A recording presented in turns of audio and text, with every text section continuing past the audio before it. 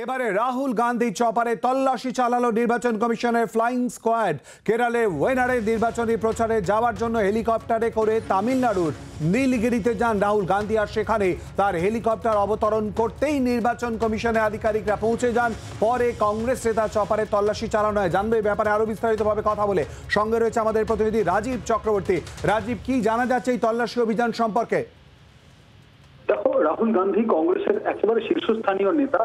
তিনি যখন আজকে তার প্রচারে যাচ্ছিলেন এবং সেখানে তামিলনাড়ুর নীলগিরিতে যখন তার হেলিকপ্টারটি সেখানে ল্যান্ড করে, তারপরেই সঙ্গে সঙ্গে সেখানে পৌঁছে যায় নির্বাচন কমিশনের ফ্লাইং স্কোয়াডের আধিকারিকরা, এবং আধিকারিকরা তার হেলিকপ্টারটি তল্লাশি চালায়।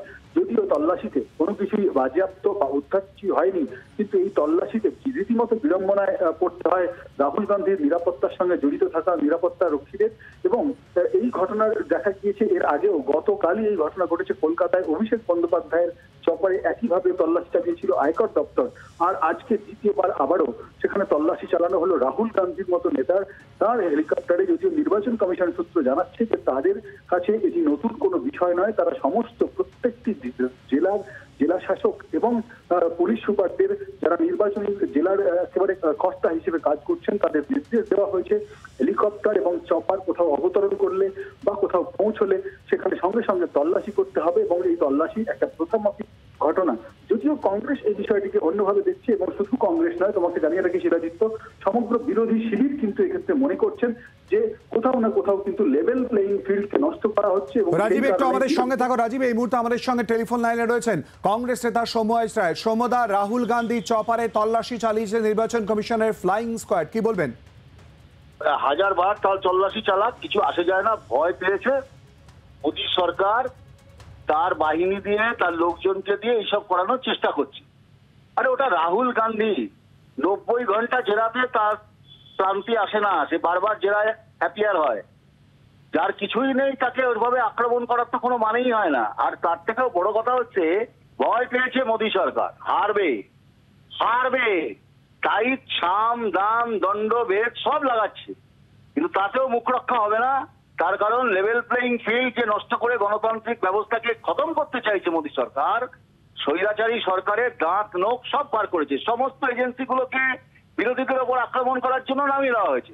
কোনো লাভ হবে না এতে। ভয় পেয়েছে, আতঙ্কিত হয়েছে, তাই এসব করছে।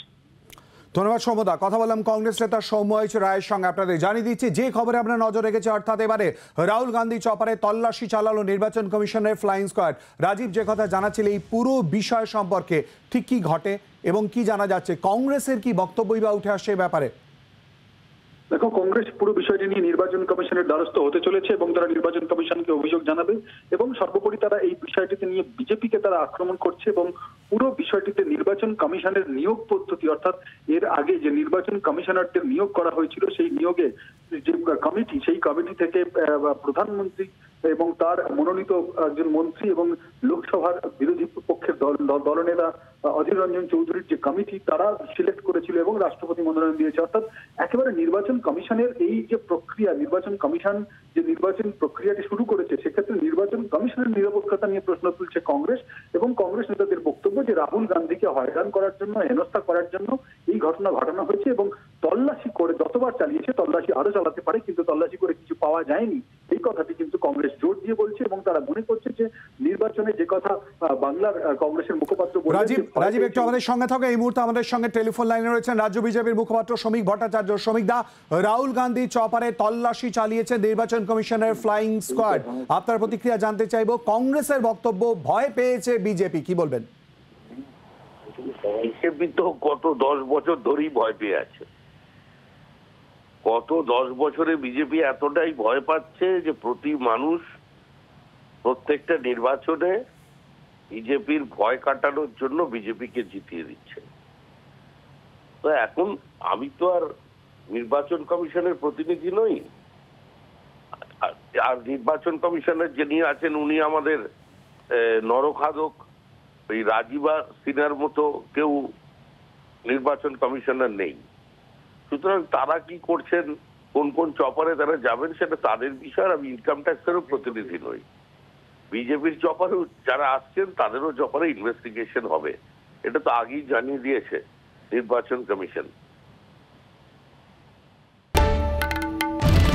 বাংলার আওয়াজ, বাঙালির আবেগ, জি 24 ঘন্টা।